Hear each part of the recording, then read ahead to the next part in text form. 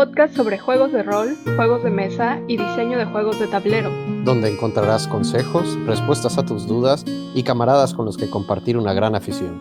Esto es Instrucciones para matar a un dragón.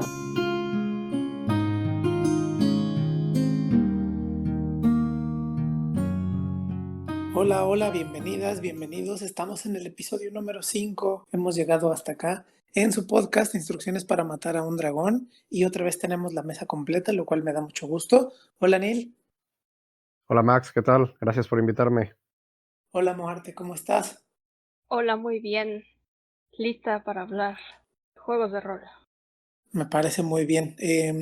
Pues hoy tenemos la intención de hablar, después de que ya investigamos cómo funciona una ficha de personaje y después de hablar un poco de las mecánicas de combate, queremos hablar sobre las clases. Las clases dentro del juego de Dungeons es la manera en que se representa el entrenamiento que han tenido los personajes a lo largo de su vida. Tú eliges una clase y te enfocas en un cierto tipo de habilidades que te da la misma clase y se van desarrollando a lo largo de la historia. La cosa es que hay una concepción que, pues no quiero decir errónea, pero que puede cambiar si quieren. Tomar un set de habilidades dentro de una clase no significa que tengas que tomar el arquetipo general de esa clase. Tomar un pícaro no significa que todos tus personajes pícaros tengan que ser ni ladrones, ni silenciosos. Significa que tienen ese mismo set de habilidades. Pero cómo lo desarrollas queda siempre un poco a la interpretación. Claro, si quieres tomar el arquetipo clásico, adelante. Así que, pues vamos a hablar un poco, una introducción a las clases y hoy vamos a hablar de nuestras 3 favoritas. Así que, Neil, ¿alguna cosa sobre la introducción a las clases? Yo creo que es importante que los jugadores, nuevos o ya veteranos, comprendan la diferencia entre clases y roles. La clase es, como tú has dicho, el entrenamiento que determinará tus habilidades, pero cada clase puede ocupar roles diferentes, ¿no? O sea, un mismo guerrero puede ser, digamos, la espada que causa el daño del equipo, pero también puede ser el tanque que recibe el daño. Incluso puede llegar a ser el maestro estratega de toda la party y en ocasiones incluso hasta el rostro. Un guerrero carismático puede ser también interesante. Entonces, muy importante distinguir la clase del rol. El rol no existe como mecánica tal cual en el libro, es más bien la posición en la que tú deseas que tu personaje se desarrolle durante la partida.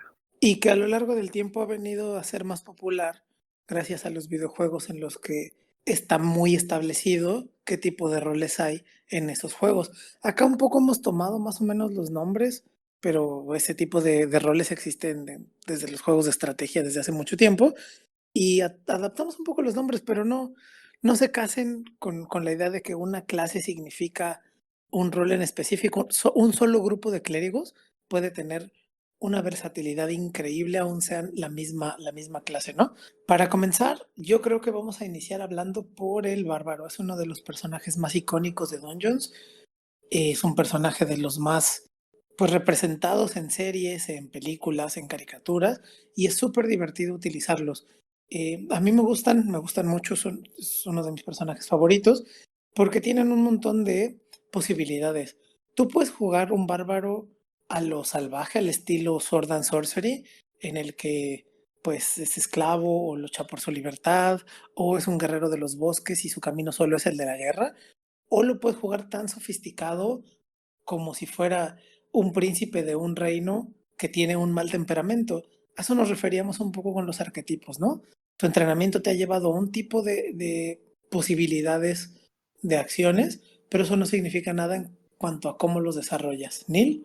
Sí, bueno, la verdad es que considero que el bárbaro es una opción excelente para jugadores nuevos, ya que es un personaje realmente resistente y con una capacidad de dominar en los combates a niveles bajos que yo creo que muy pocas clases tienen. Cuando hablamos de partidas entre el nivel 1 y 7, sin duda alguna el bárbaro es el personaje que más brilla a la hora de combatir. Tiene ciertas desventajas, ¿no? Al momento de rolear, ya que muchos Muchos jugadores hacen que los bárbaros sean pues de pura fuerza y resistencia y pocas habilidades de carisma o de inteligencia. Por lo tanto, en cuanto a rol, son un poco pobres, pero los jugadores novatos suelen entrar a estos juegos más por el ansia de sentir el filo de la espada cortando cabezas. Entonces, el bárbaro es una excelente opción. Como dice Neil, para jugadores nuevos que quieren apenas enterarse de qué va el juego, este es el personaje ideal. Porque, bueno, yo creo, ¿no? Es mi opinión, por supuesto. Porque primero es súper difícil que se muera en los combates. Y entonces así tienes oportunidad de hacer algunas cosas como jugador poco experimentado y no morirte a los primeros intentos, ¿no? Cosa que, por ejemplo, con un mago que tiene muy poquitos puntos de vida, si cometes un error en un movimiento o te adelantas en una trampa o algo así, de inmediato tu personaje cae, ¿no? Los bárbaros no, los bárbaros tienen muchos puntos de vida y también cuando estás empezando a jugar, no has entrado por completo a la inmersión del mundo.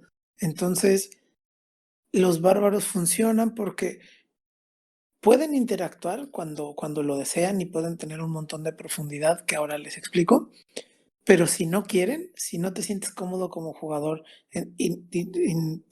entrar de lleno al rol todavía, es un gran personaje para escuchar y para observar lo que hacen los demás. El problema, por supuesto, es que pues el arquetipo pesa un montón y entonces mucha gente los construye solamente de fuerza, solamente de constitución y que sean el escudo de carne de la partida que vas y lanzas hasta el frente para que lo vapulen hasta el cansancio. Es muy divertido, no estoy diciendo que tenga algo de malo, es súper interesante, pero tiene algunas otras posibilidades que uno se pierde por quedarse en el arquetipo.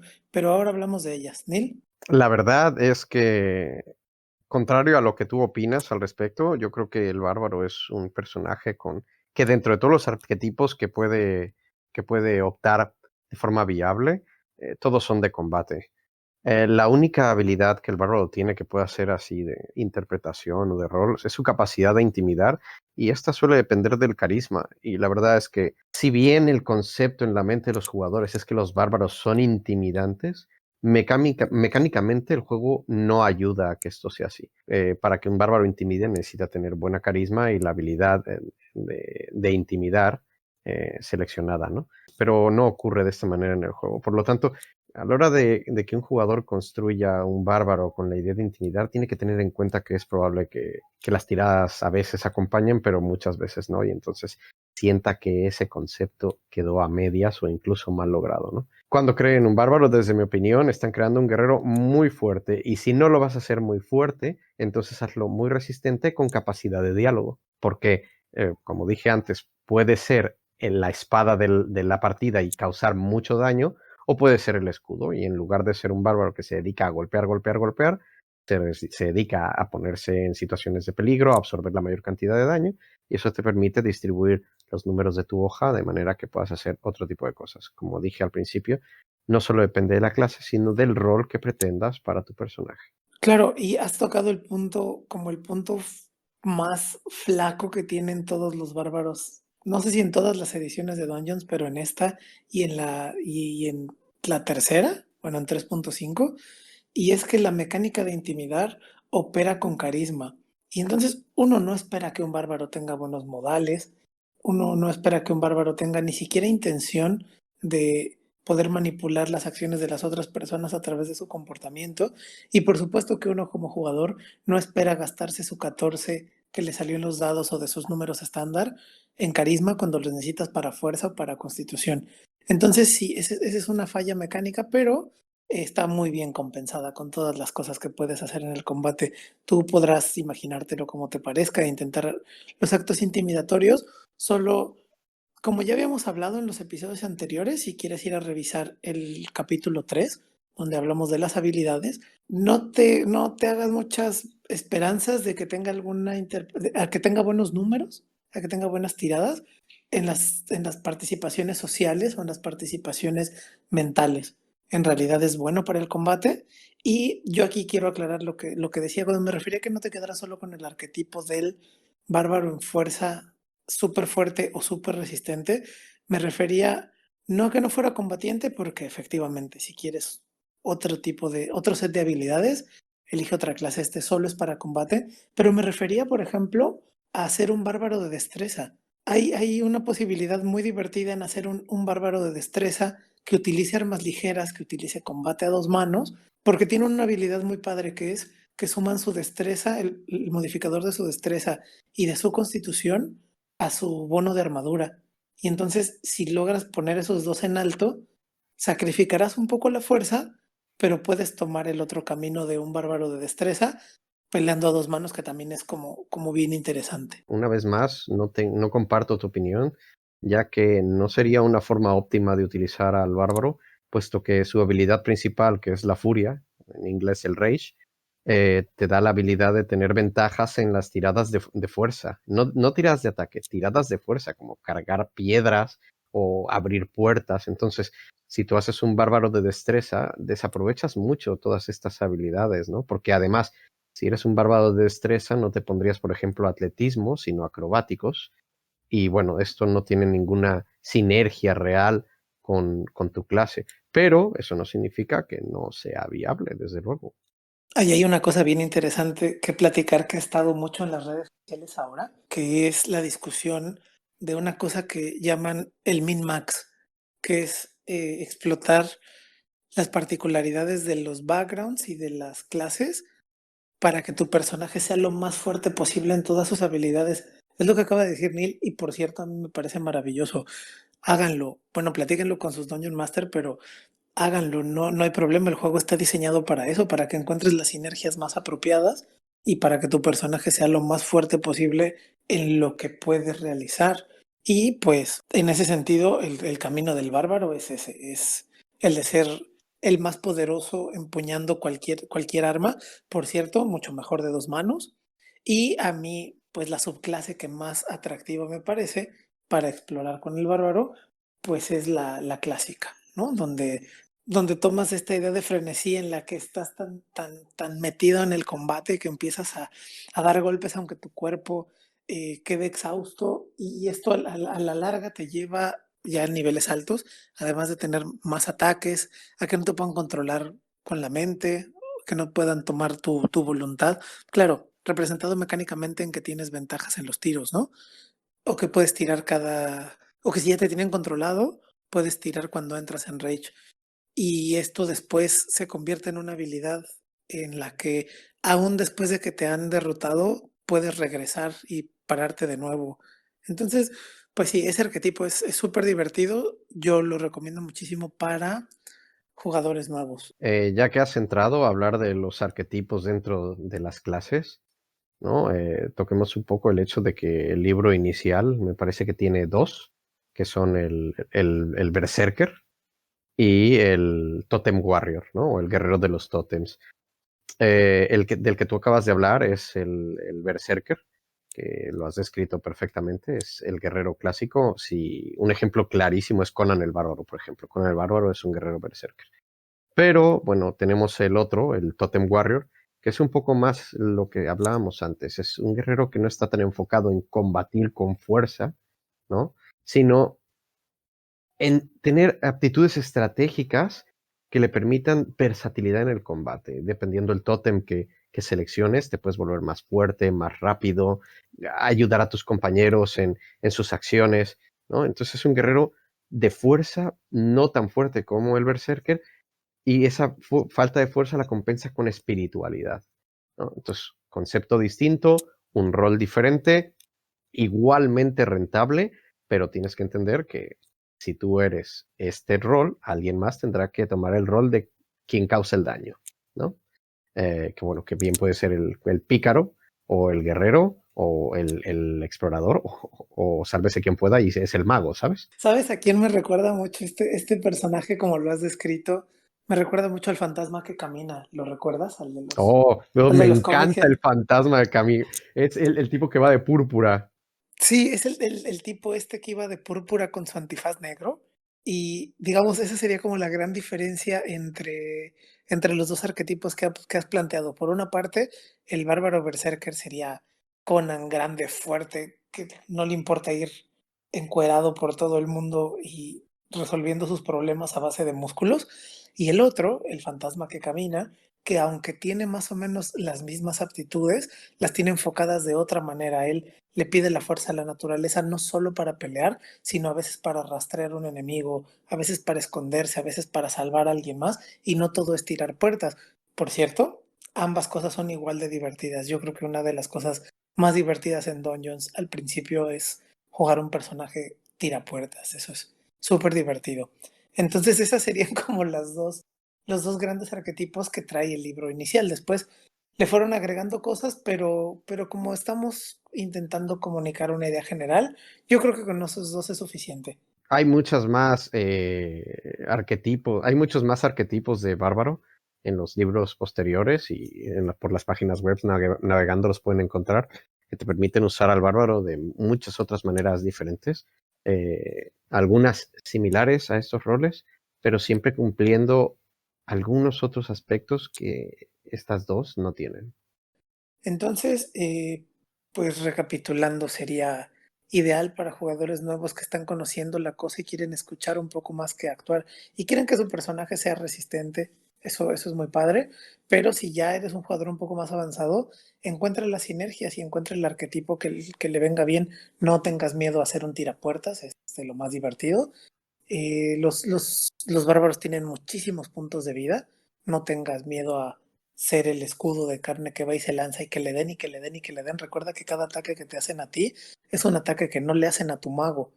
Y entonces tu mago puede echar los hechizos de verdad. Entonces, pues eso. ¿Alguna cosa para cerrar con el bárbaro, Neil? Pues solo complementar lo que has dicho, ¿no? De la sinergia bárbaro-mago. Como dije antes, las partidas de nivel 1 a 7 son totalmente dominadas por los bárbaros.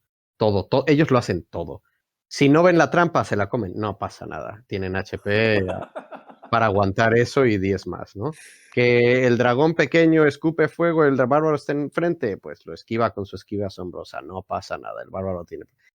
Pero cuando llegan a nivel 7 y los magos empiezan a adquirir hechizos de nivel 4, el juego cambia totalmente. Y entonces señores, protejan al mago, él lo hace todo. Y tu papel es ese, pararte a recibir pues los golpes para que no los reciban los demás. Y eso está bien porque es trabajo en equipo. Entonces vamos a una pausa y regresamos para hablar del explorador y ahora volvemos.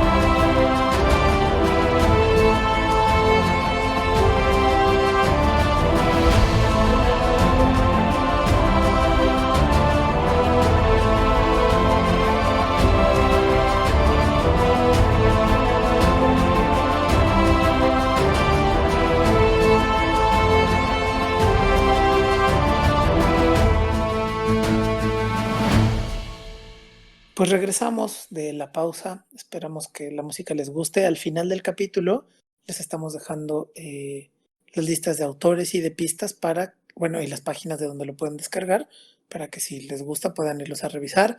Todo es royalty free, todo es Creative Commons, así que siéntanse libres de escucharlo sin pena y de descargar sin pena. Vamos a hablar ahora de otro personaje clásico del juego, que es el explorador o en inglés el ranger. Y pues, ¿quién comienza? Muerte? ¿Quieres iniciar? Sí, claro. Yo empecé mi paso por Dungeons con un explorador, precisamente. Bueno, había jugado una maga antes, aunque no desarrollé tanto ese personaje. Pero con el explorador me sentía bastante cómoda porque yo tampoco soy mucho de interactuar, de hablar. Me gusta más la acción. Y con el explorador podía estar en la parte de atrás de la partida, podía estar observando, podía utilizar habilidades como sigilo o percepción para apoyar a la partida y quedarme detrás para utilizar un arco o una ballesta.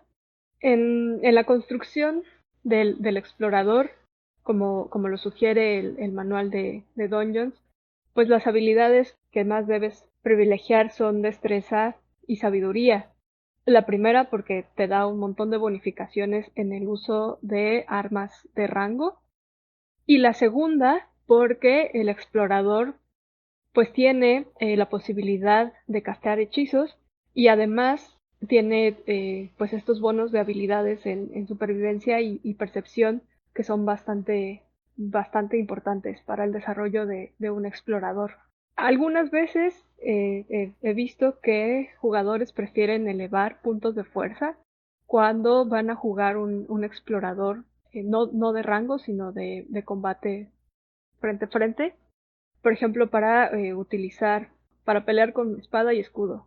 Bueno, una buena combinación al momento de elegir qué raza vas a jugar con un explorador pueden ser, por ejemplo, los elfos, que precisamente te dan pues bonificaciones en destreza y sabiduría, o también jugar un explorador humano que te permite subir puntos en todas tus bonificaciones o incluso elegir alguna de las variantes para ganar puntos en destreza, puntos en sabiduría y quizá alguna característica extra. Y otras razas que tienen bonificaciones en destreza que podrías utilizar para configurar un explorador son los medianos y los gnomos.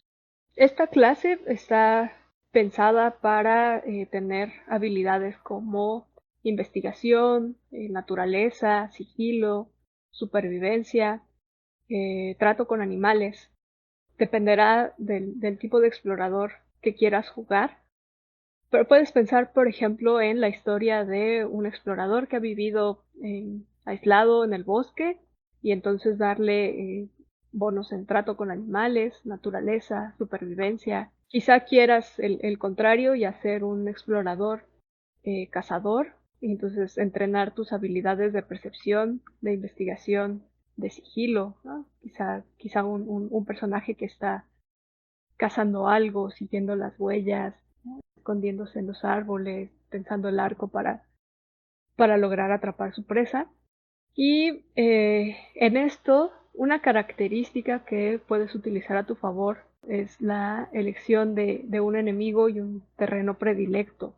Por ejemplo, el explorador que yo estaba jugando era en una aventura en Barovia. Entonces mi enemigo predilecto eran los no muertos, y eso me aseguraba acceso a un montón de información relacionada con los vampiros, ¿no? Y eso me permitía pues tener algunas ventajas sobre los enemigos que íbamos encontrándonos. Yo creo que uno de los personajes más fuertes del juego son los Rangers. Tienen un montón de habilidades para hacer todo. Son autosuficientes, son inteligentes, son sabios, lanzan hechizos, son extraordinariamente buenos para el combate.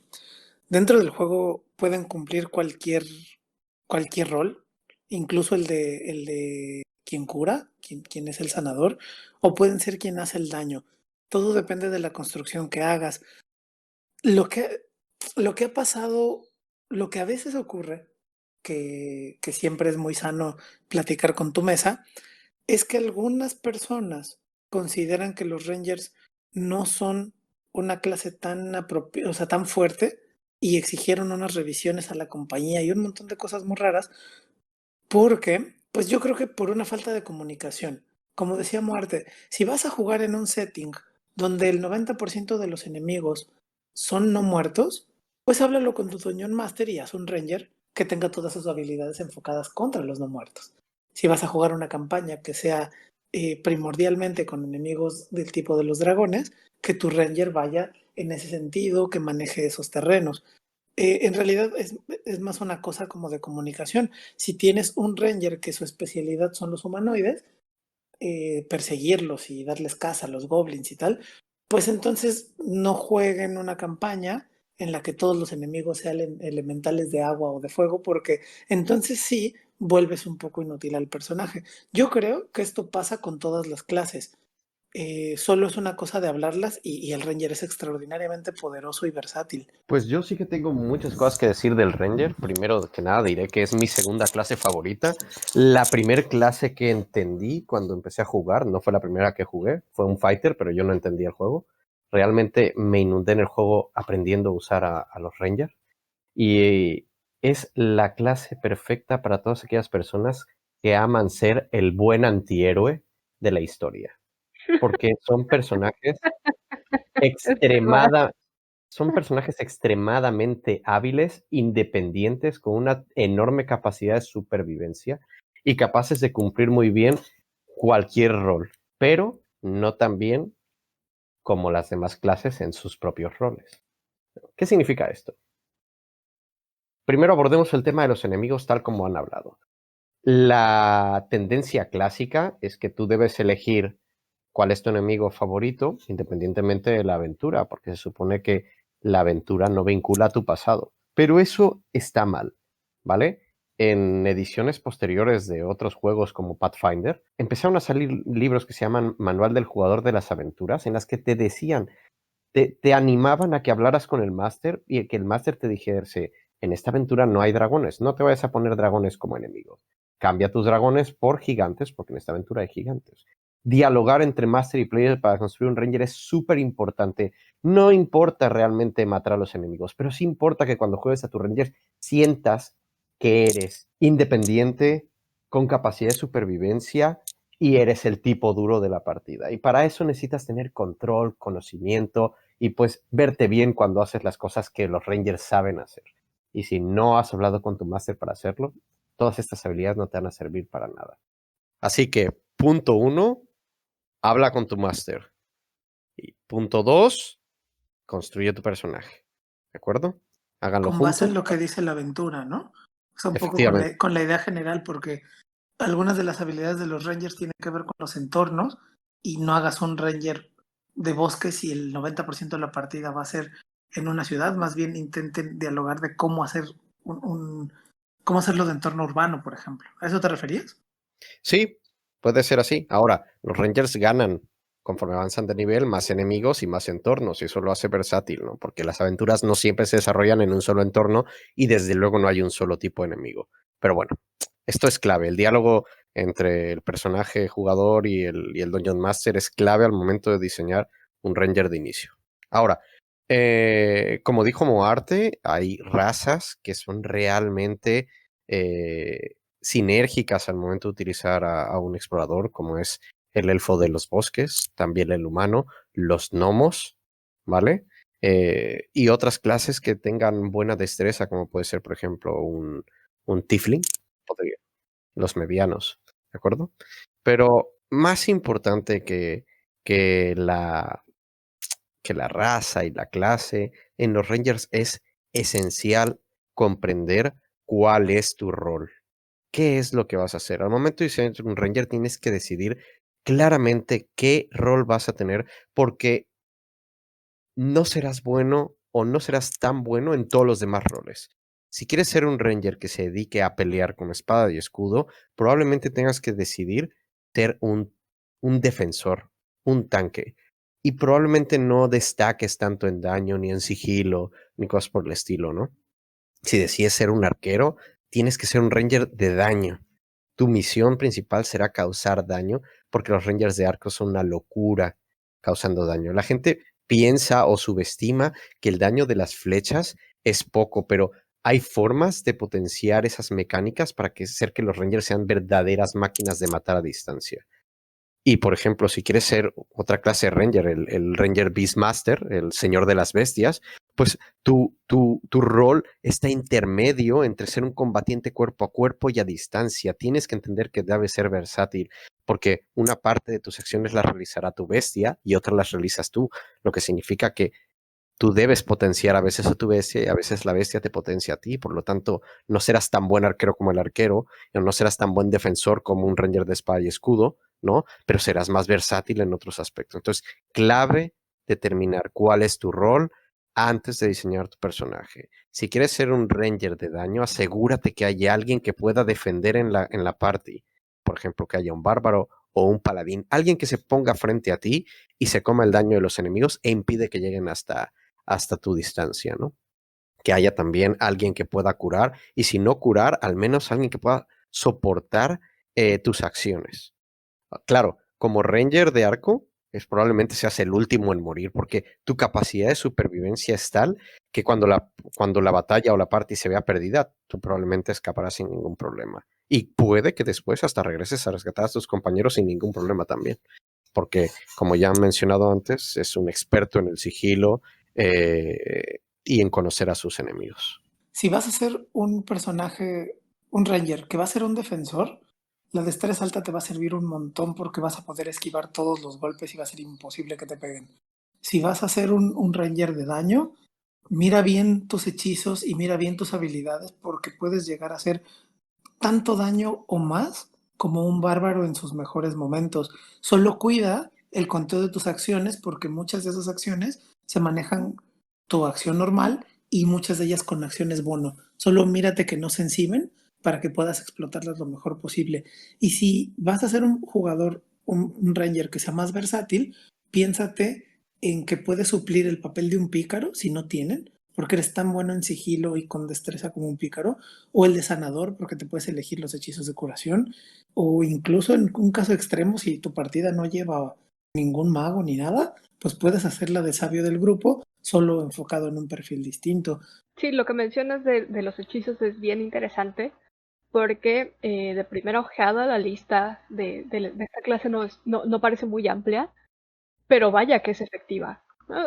Por ejemplo, lo que decías de un explorador con un estilo de combate a distancia, ¿no? Que ya de por sí te da un bonificador en arcos y ballesta, pues si a eso le añades hechizos, por ejemplo, marca de cazador, ¿no? A tus tiros con arco, o si puedes a niveles más altos elegir, en español creo que es algo así como carcaj veloz, ¿no? Para hacer ataques adicionales, o si a tus flechas les agregas descarga de proyectiles o lluvias de flechas, pues eso te da la posibilidad no solamente de herir un solo objetivo, sino de que tus flechas ataquen en un ataque de área. También, si no llevas un curador en tu partida, pues tienes acceso, por ejemplo, a curar heridas,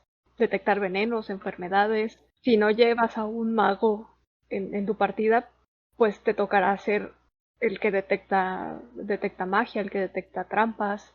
Yo creo que una de las clases que mejor lidia en general con las hordas de enemigos son los Rangers, además de los druidas, pero digamos, los fighters, los bárbaros son extraordinarios combatientes uno a uno, pero combatiendo grandes grupos de enemigos, poco se comparan con los Rangers y con los druidas, así que eh, como puedes ver hay un montón de versatilidad en cómo quieres construir el Ranger. Como con todas las demás clases, tendrá algún defecto, pero es particularmente especial que el Ranger lo construyas con un perfil, como ya dijeron tanto Muerte como Neil, que vaya de acuerdo con tu grupo y con la expectativa de lo que vaya a ver a lo largo de la aventura. Porque si no, entonces sí puedes sentir que es menos funcional que otros. Si lo logran combinar, en realidad es uno de los personajes más poderosos. En las clásicas aventuras de Dungeons and Dragons, los Rangers solían tomar papeles de líder, ¿vale? Esto en quinta edición yo ya no lo veo de esa manera. A través de los años, Dungeons ha creado mecánicas para ejercer las aptitudes de liderazgo en las partidas sin tener que obligar a los compañeros a hacer lo que tú quieres, ¿no? Más bien se basan en temáticas de inspiración más que otra cosa. Y todas estas temáticas suelen estar vinculadas al carisma. Y bueno, si el bárbaro tenía poco carisma, lo más probable es que el ranger tenga aún menos, porque a diferencia del bárbaro, el ranger tiene que ser sumamente astuto al momento de jugar y eso implica que los números tienen que estar colocados de la mejor manera posible para garantizar esa sensación de ser un duro, un superviviente, ¿no? Un hombre de mente fría y siempre preparado para todo. Bueno, pues eso implica que hay que priorizar la destreza, hay que priorizar la constitución y la sabiduría por encima del carisma. Así que el concepto de líder explorador está ya un poco fuera de esta edición. Hay otros roles que cumplen mucho mejor otras clases que cumplen mucho mejor con ese rol. Aquí lo que vas a jugar es, como dije antes, al buen antihéroe. Y algunos ejemplos que se les ocurran de personajes de la cultura popular para que quienes nos escuchan puedan más o menos pensar en qué tipo de perfil quieren. Por supuesto, yo creo que el explorador, el clásico, es nuestro queridísimo Robin Hood. Sí, bueno, Aragorn del Señor de los Anillos es claramente un ranger, es un montaraz. Legolas, ¿no? Legolas también es. En realidad Legolas es un fighter. Legolas no tiene o sea, Legolas es un príncipe, él siempre se ha creado dentro del Palacio del Bosque Verde y es un guerrero increíblemente diestro, pero no tiene realmente una conexión con la naturaleza, ni esa sabiduría, ni esa necesidad de vincularse a lo salvaje, ¿no? Entonces muchos ven a Legolas como un explorador porque usa el arco, pero ahí es lo que digo, una cosa es la clase y otra cosa es el rol. La mayoría de la gente que juega Dungeons entiende a Legolas como un fighter más que un explorador. Sin embargo, contrario a lo que opina la gente de que Aragorn es un guerrero, en realidad Aragorn es un explorador, es un hombre que ha crecido en el bosque, que conoce el idioma con el que puede hablar con los animales, que conoce técnicas de medicina ancestrales, tiene un caballo que es, bueno, un monstruo tremendo, ¿no? Un caballo de Númenor, es líder de de los montaraces de Arnor, entonces más o menos esta idea. Por ejemplo, otros Rangers son, no me acuerdo cuál es el nombre, pero es el Señor de las Bestias. ¿Cómo se llamaba ese personaje que tiene unas películas en las que domina varios animales? Lleva un león, lleva una serpiente, un par de nutrias y hasta un águila. Qué interesante perspectiva sobre lo de Aragorn. Muerte, ¿quieres defender por qué Legolas sí es un ranger, sí es un explorador? Yo creo que Legolas también, de otra forma, estoy de acuerdo en que Aragorn es un explorador, pero defiendo que Legolas es un explorador. Primero, pues es un elfo del bosque y tiene las habilidades de rastreo, tiene las habilidades de destreza de uso de arco. No lo imagino como un peleador en realidad, pero no lo sé. Quizá podemos abrir una discusión en redes sociales de votación. De si son fighters o rangers, me parece bien. Seguramente nuestro querido Gary Gygax y Tolkien ya lo están discutiendo allá donde sea que estén. Yo creo que si en tu mesa, yo creo que tiene que ver, pues nada, con la imaginación. Yo creo que puedes crearte un personaje que sea Ranger y que sea como Legolas. Te puedes crear un personaje que sea Ranger y que sea como Aragorn. O incluso te puedes crear un personaje con el entrenamiento de Ranger y que sea un espía dentro de una ciudad, por ejemplo, o que sea el jefe de un grupo de la guardia dentro de Waterdeep o dentro de Neverwinter o dentro de cualquier ciudad ficticia que inventes, porque recuerda que lo que estamos viendo acá son el set de habilidades y con ese mismo set de habilidades puedes hacer un experto rastreador de dragones como un experto rastreador de criminales o como un experto criminal. Y pues, no sé, ¿alguna cosa más que quede por decir del Ranger o nos vamos a la pausa?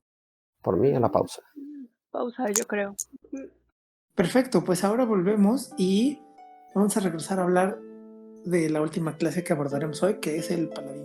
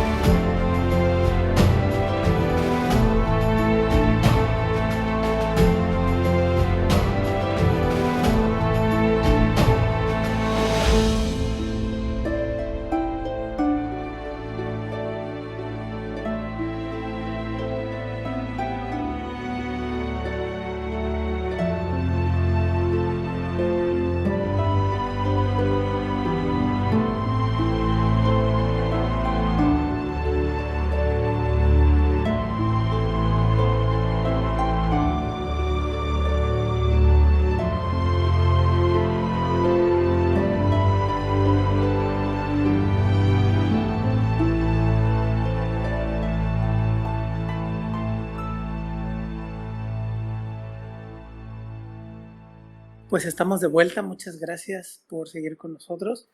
Ahora toca hablar del paladín, la clase favorita de nuestro querido Neil, quien nos va a dar una introducción a esta clase. Recuerden, como ya dijimos en los bloques anteriores, distinguir clase en términos de un entrenamiento y luego rol en términos de la estrategia en equipo y luego la manera de interpretarlo, que pues es más bien una cosa que ustedes le van a ir añadiendo. Entonces, Neil, ¿nos das una introducción al paladín? Sí, con gusto.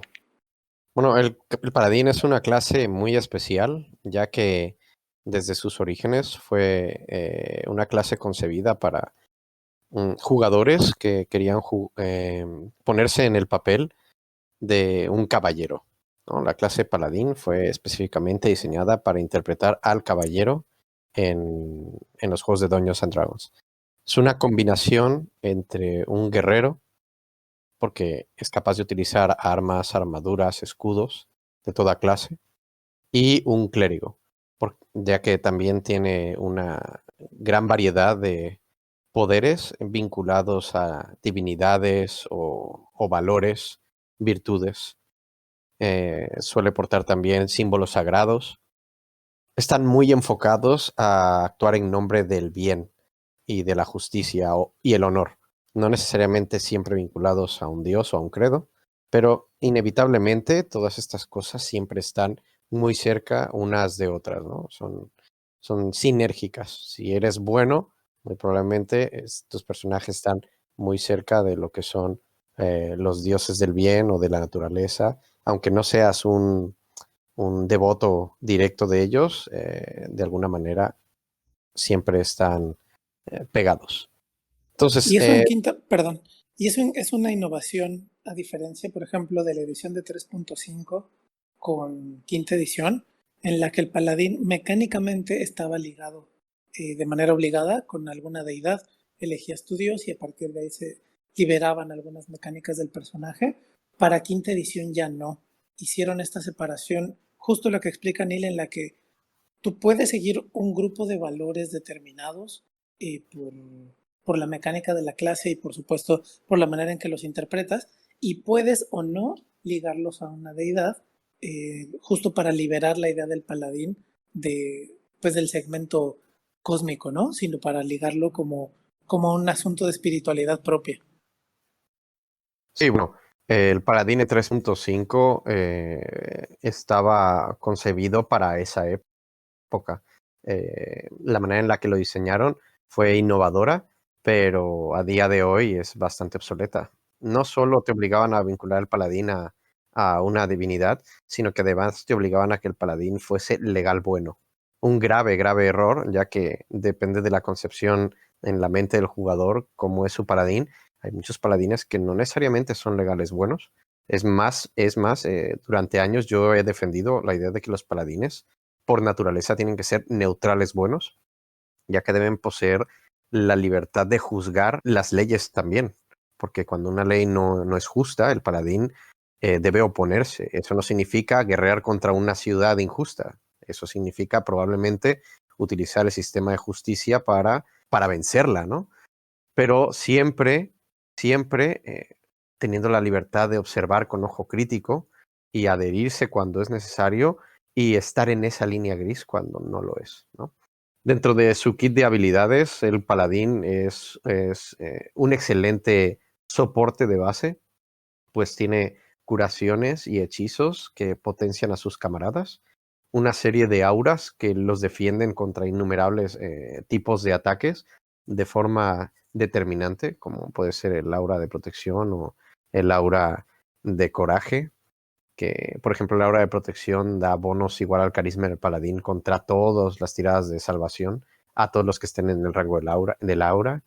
El aura de coraje literalmente hace invulnerable a los efectos de miedo a todos aquellos que estén dentro del rango del aura. Y esto es muy fuerte, pues corrompe completamente las mecánicas del miedo del juego, ¿no? Hay muchísimos monstruos que pueden utilizar desde la mecánica más básica de intimidar, hechizos de intimidar, auras de intimidar, que provocan una innumerable cantidad de acciones negativas para los jugadores, y esta aura los nulifica completamente. Y esta aura es la principal del paladín, pues todos los paladines, sin importar la subclase que elijan, tienen el aura de valor. Entre otras cosas, también es un excelente guerrero si lo ubicas para ello. Llega a tener la habilidad de un ataque extra. Incluso puedes decidir hacer un paladín de 2 espadas y llegar a utilizar hasta tu acción bono para hacer un tercer ataque. Y bueno, en general es un combatiente muy duro de tirar, con su capacidad de curación, su alta armadura, gran cantidad de puntos de vida, buenas opciones de ataque. Es un gran combatiente de primera línea y, sin embargo, cumple perfectamente en el rol de líder si lo deseas enfocar a carisma y no estar en primera línea. Entre más carisma tenga el paladín, más útiles serán sus hechizos para potenciar a sus compañeros, más útil será su aura de protección para darles bonos en las tiradas de salvación. Y aún así, siendo un personaje que no esté en el tope de la fuerza, gracias a su habilidad de castigo, es capaz de hacer grandes cantidades de daño en cualquier momento de la batalla en el que el guerrero o el pícaro necesiten una ayuda. El paladín puede dar un paso y dar un golpe devastador y luego regresar a su posición de defensa o de soporte, ¿no? Por último, no olvidar que el paladín es de las pocas clases, sino una de las 2 clases que es capaz de invocar a una montura, que sinceramente todos los que hemos jugado paladín y los que han jugado con un paladín saben que el verdadero héroe de la aventura es el caballo. Porque son realmente poderosos esos caballos a niveles bajos, y a niveles altos pues se van implementando. Eres capaz de llamar incluso un Pegaso, y contrario a lo que la gente pueda pensar sobre los Pegasos, son muy duros en este juego. Muy Criaturas poderosos. con mucho HP, capaces de volar, con un innato valor de justicia y muy, muy valientes. Entonces, el paladín da mucho juego para encarnar cualquier clase de caballero idílico de cualquier clase de historia o libro. Distinto a cualquier otra clase, este tiene mecánicas para convertirse en como el gran protector, mecánicamente hablando, en el gran protector de una línea de batalla, sea la de enfrente o sea la trasera, a donde se mueva el paladín, tiene esta gran capacidad de proteger a su partida solo en términos de mecánicos, más lo que quieras rolear al respecto. El paladín de Nil ha sido un dolor de cabeza en la campaña que estamos jugando, porque definitivamente lo que decías sobre el aura, sobre el miedo, ¿no? Muchos diablos, demonios tienen esta capacidad de infringir miedo y ni los ha pasado todos, ¿no? Pocas veces ha sentido esta aura de miedo afectándolo, y además ha sido extensiva a toda la partida. Igual su caballo, Carbón, madre mía, ¿no? ha tirado diablos al río Estigia así con un golpe.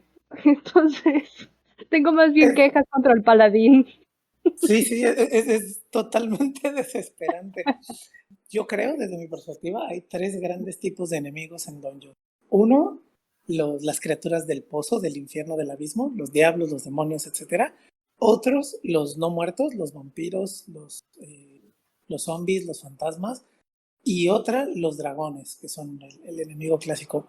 El paladín parece estar diseñado para abrir una brecha enorme y todos aquellos obstáculos que existen para llegar hasta ese enemigo que se abran de repente. Y entonces el Dungeon Master se tiene que poner muy creativo para ir poniendo obstáculos otros que no sean los estándares, porque los estándares con un paladín se ven borrados del mapa por completo. También se los digo por experiencia, también tengo quejas del paladín porque justo antes de esta jugamos la maldición de Strahd y es lo mismo, ¿no? Digamos, pero es una cosa de diseño del juego que después se convierte en algo de interpretación sobre el caballo. La sinergia que tienen en criaturas montadas es increíble, sobre todo si toman un feat en especial que ahora les cuentan él.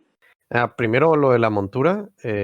Ciertamente el paladín es extremadamente sinérgico, ya que su montura es la más fuerte y si muere la puede revivir, contrario a todos los demás personajes que si se dedican a comprar caballos o a criarlos y luego se los matan, pues ya, se acabó, no hay más montura, ¿no? Entonces el paladín no tiene ese problema, ya que si muere su montura la puede volver a invocar y siempre está garantizado que tendrá todas las ventajas de pelear montado y por eso la dote de pelear sobre la montura o Mounted Combatant en inglés es perfecto para él, es una dote que defiende al caballo de una manera excelente, o sea, le da aún más supervivencia, le da ventajas al paladín para golpear desde arriba de la montura contra criaturas medianas y bueno, otras más. Sin embargo, tiene puntos débiles, ¿no? En Dungeons and Dragons, muchos de los calabozos son inaccesibles para un caballo. Y el paladín, un jugador paladín tiene que saber cuándo el caballo es óptimo y cuándo no. O sea, tienes que saber que no puedes estar entrando en el caballo al castillo, por ejemplo. Por más que pienses que adentro van a haber enemigos, tu personaje tiene que estar metido en el rol y tiene que saber que si hay un rey en su castillo no puedes entrar con tu caballo porque la guardia pues se te echa encima porque es una insolencia y una falta de etiqueta brutal. No olvidemos que eres un caballero y sobre todo pues también abanderas el honor, abanderas la etiqueta en la sociedad, ¿no? Entonces tienes que estar bien metido en el rol y no pensar que puedes explotar todas tus mecánicas en todo momento. Y por el contrario, hay mecánicas que tienes que debes explotar siempre que puedas. Por ejemplo, hablando de las mismísimas auras, cada vez que yo me enfrento a personajes enemigos en combates verbales, mi paladín lo que intenta es convencerles de que su camino es incorrecto y muchas veces estos personajes justifican su camino oscuro en base al miedo, ¿no? Entonces, lo que hace Neil es hacer objetivos a los enemigos como si fuesen aliados y por lo tanto entran dentro de su aura antimiedo y entonces son capaces de enfrentar la verdad de su situación sin miedo, ¿no? Y entonces muchos enemigos han podido dar el paso, ¿no? De salir de la camino de la maldad hacia el bien, dándose cuenta de que si no tuviesen el miedo que los empuja a hacer sus malas acciones,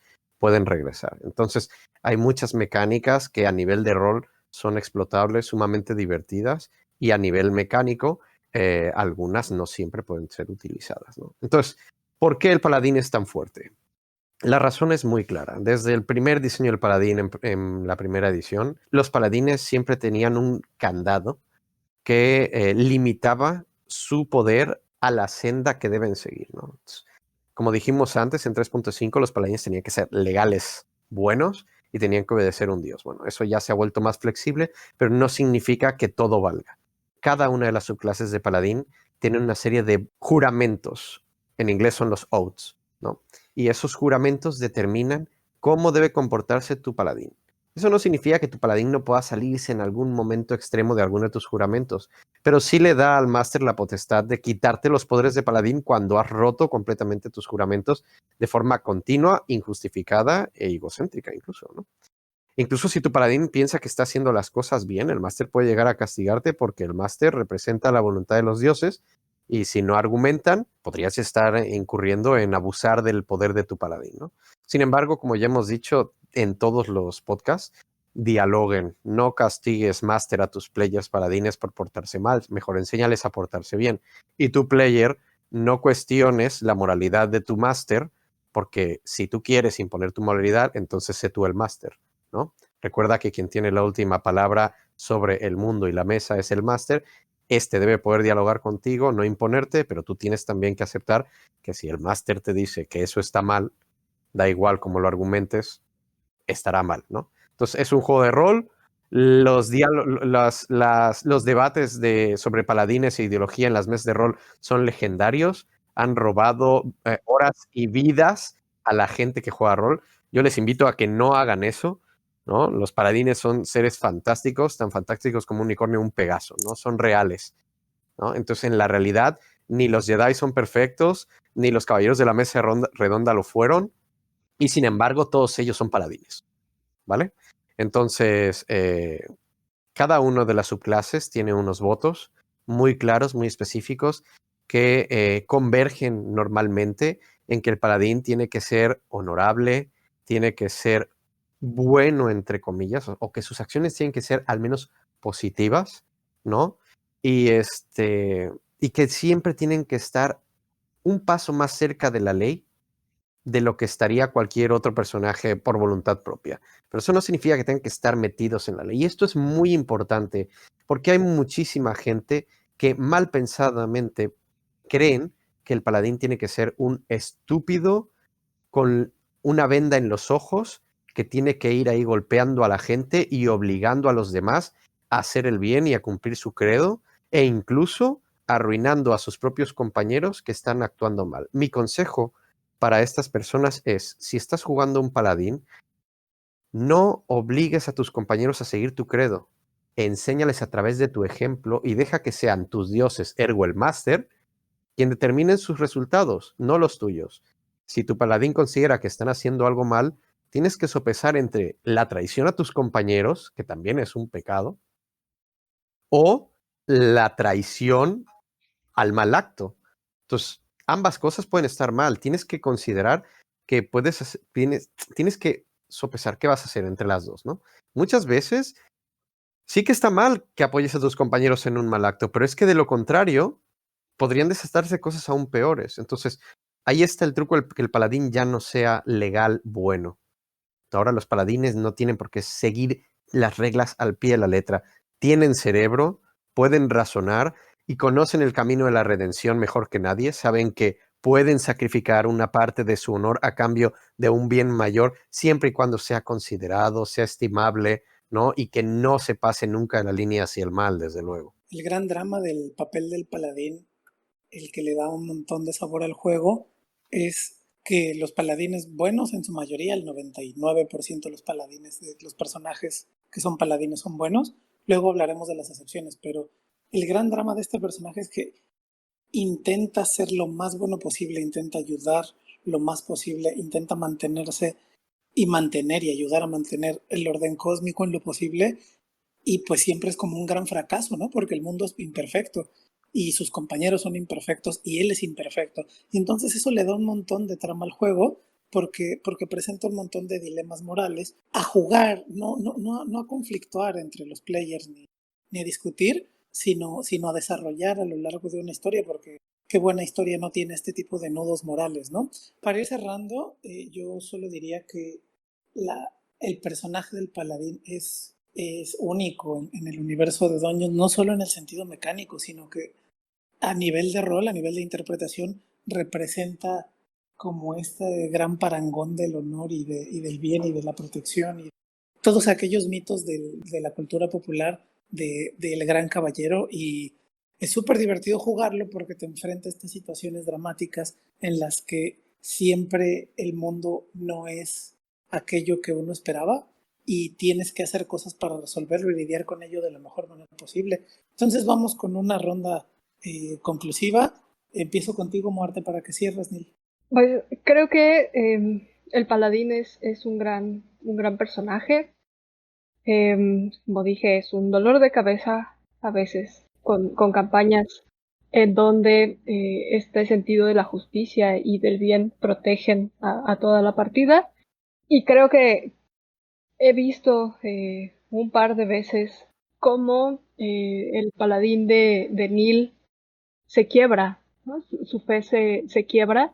Han sido un par de campañas en las que por un momento como este sentido de la justicia no le alcanza, y han sido escenas memorables, ¿no? Muy tristes, pero muy entretenidas de jugar. Si pretendes jugar un paladín, recuerda mi consejo, creo que te va a venir muy bien. No intentes obligar a tu party a seguir tus ideales, intenta enseñarles a través del ejemplo, y si ellos hacen las cosas mal, deja que sea el máster quien lo juzgue, no tú. Tú eres un compañero de el equipo, y mientras tú cumplas tu papel como buen compañero de equipo, tú estarás bien y ellos aprenderán. Mientras que si obligas a los demás jugadores a seguir tu credo, lo que harás es condicionar a la party a tu estilo, y eso, créeme, destina al fracaso muchas partidas. Lo que recomiendo es enfocarlo no tanto al combate directo, hay mejores clases para eso. O sea, yo recomiendo que no lo hagas puramente de ataque. Intenta cumplir más tu rol como líder, enfocarte un poco más en el carisma. Descubrirás que tu paladín tiene muchísimo juego y gran capacidad de supervivencia, de liderazgo. Es una barrera inquebrantable sin necesidad de ir a tope de tu fuerza o de tu constitución, ¿no? Enfócate un poquito más en tu carisma y encontrarás el verdadero poder del paladín. La gente que nos escucha nos ha pedido que hablemos ahora un poco de interpretación. Nosotros queríamos seguir con las clases, bueno, no es que quisiéramos, ¿no? Nuestro plan era seguir hablando de al menos otras 3 clases, pero nos han pedido que hablemos sobre la idea de la interpretación en el rol. Así que es muy probable que nuestro siguiente episodio sea de eso. Y también tenemos que hablar de las campañas y tenemos que hablar de construcción de mundo y algunos consejos para masterear una aventura. Entonces, aún nos quedan bastantes temas a la mano. Por lo pronto, este episodio ya se nos acabó. Les agradecemos mucho que sigan acá con nosotros. Muchas gracias, Moarte, por estar acá. Gracias por invitarme. Pues seguiremos por acá para grabar el siguiente episodio. Perfecto. Neil, muchas gracias. Igualmente, gracias a ustedes por invitarme y espero que disfruten mucho jugando Dungeons, camaradas.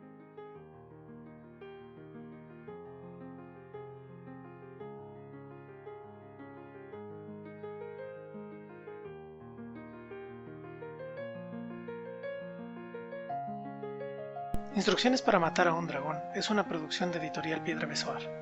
Si te gusta nuestro podcast, compártelo. Puedes escucharlo en Apple Podcast, en Spotify, en Anchor FM o en cualquier otro lugar donde escuches tus programas. Recuerda que tanto nuestros juegos como las aventuras que diseñamos, así como nuestro programa, es gratuito y de libre acceso, siempre bajo la licencia de Creative Commons, y puedes descargarlo todo desde www.piedrabesoar.com. Si te gusta lo que hacemos y deseas apoyarnos para que sigamos produciendo contenido, puedes invitarnos un café en la plataforma coffee.com/besoar. Te dejamos el link aquí en la descripción. Cada aporte tuyo cuenta muchísimo para nosotros y nos permite continuar con este desarrollo. Muchas gracias y hasta la próxima.